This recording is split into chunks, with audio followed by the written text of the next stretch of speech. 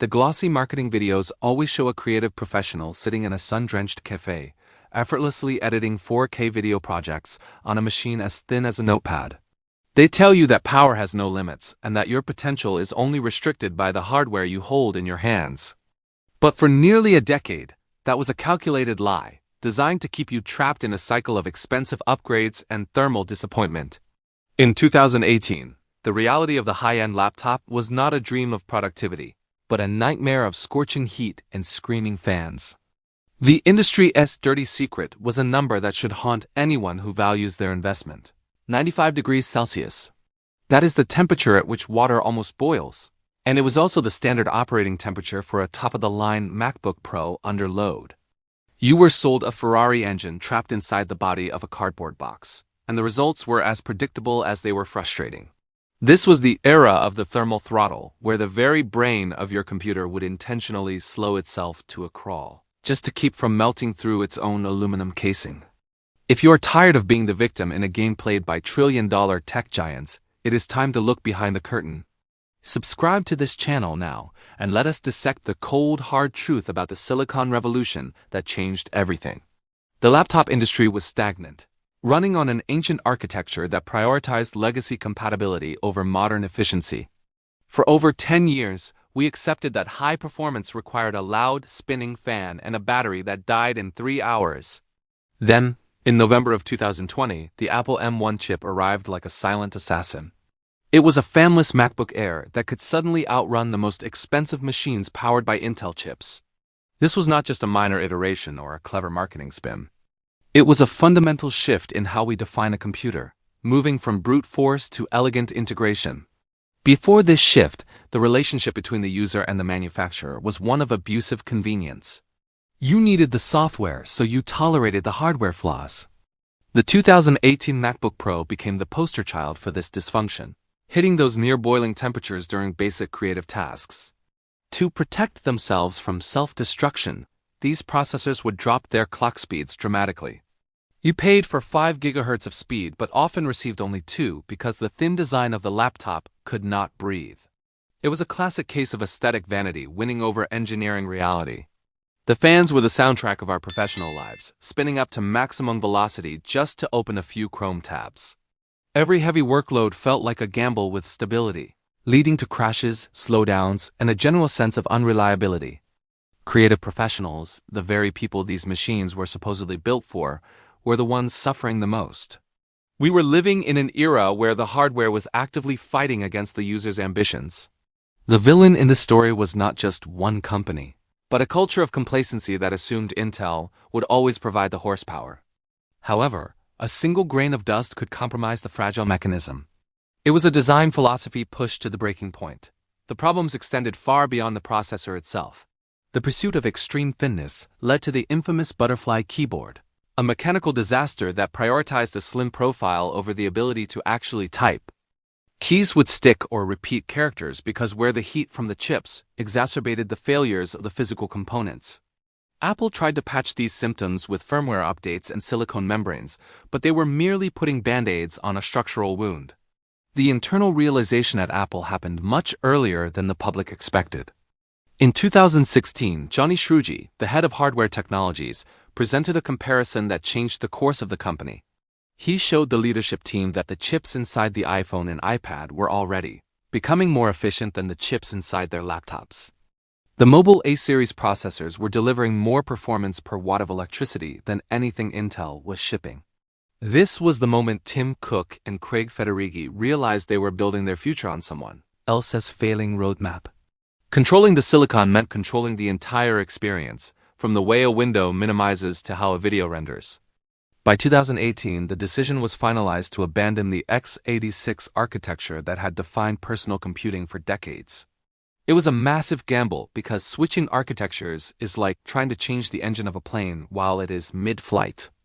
The ecosystem of professional software was built entirely for Intel, and any move to a different design risked breaking the tools people relied on for their livelihoods. At the core of this transition was a move to the ARM architecture, a philosophy fundamentally different from the x86 standard. Think of x86 as a heavy-duty freight train.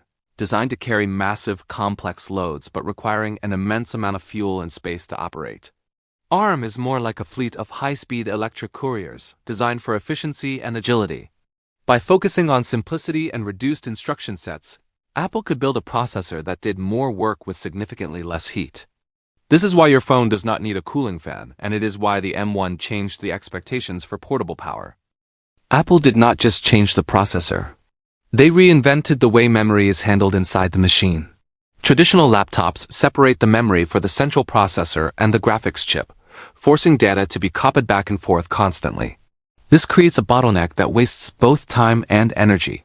With unified memory architecture, every component of the M1 chip shares the same pool of high-speed memory. In the original M1, that bandwidth reached 68 gigabytes per second, allowing the system to access data almost instantly without the overhead of moving it between different chips.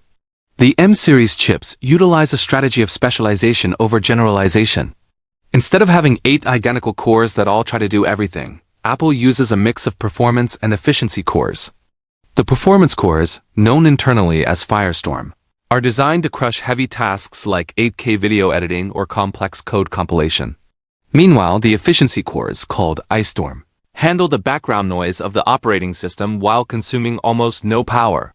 Your laptop can check your email and sync your files while barely sipping from the battery, leaving the heavy hitters rested for when you actually need them. Another secret weapon in this silicon arsenal is the Neural Engine, a dedicated piece of hardware designed specifically for machine learning. The M1 included a 16-core accelerator capable of performing 11 trillion operations per second. This is not just for academic AI research. It is what allows your computer to recognize faces in your photo library or isolate a voice in a noisy recording instantly.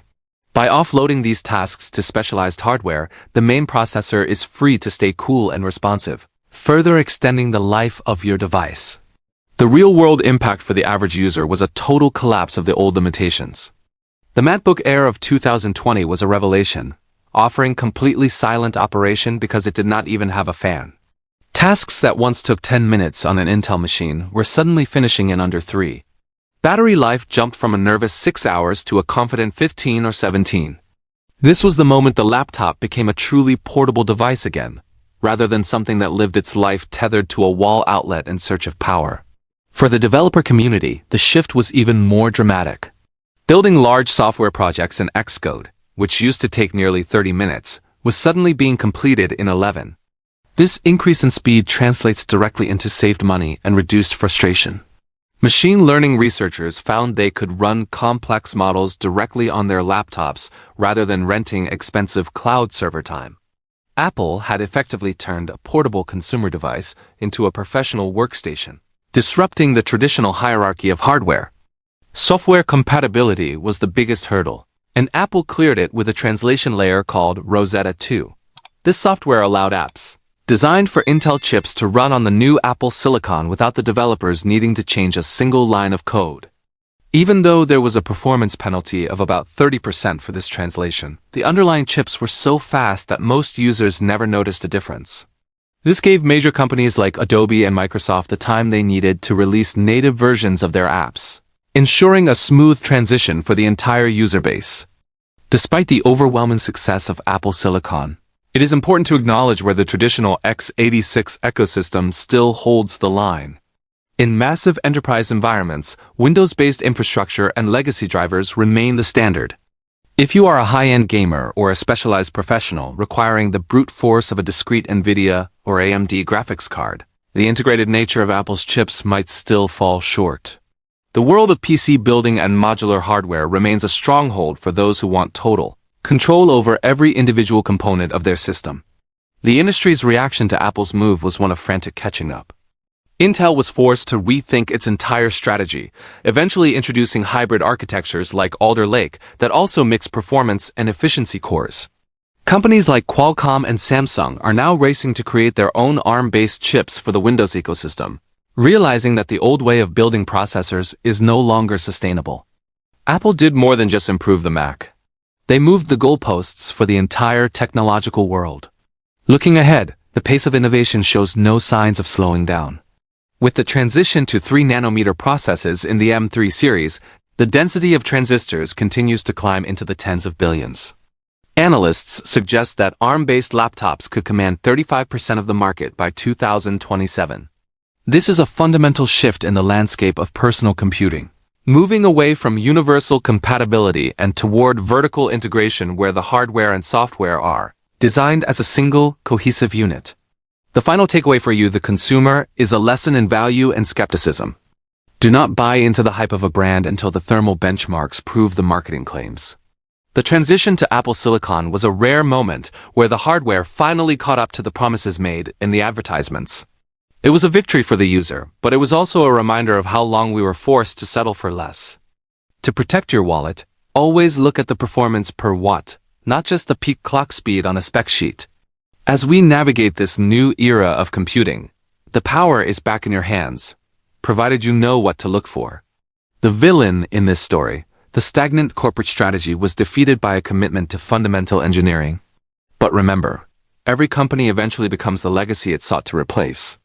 Stay informed, stay skeptical, and never let a glossy commercial distract you from the thermal reality of the device in your lap.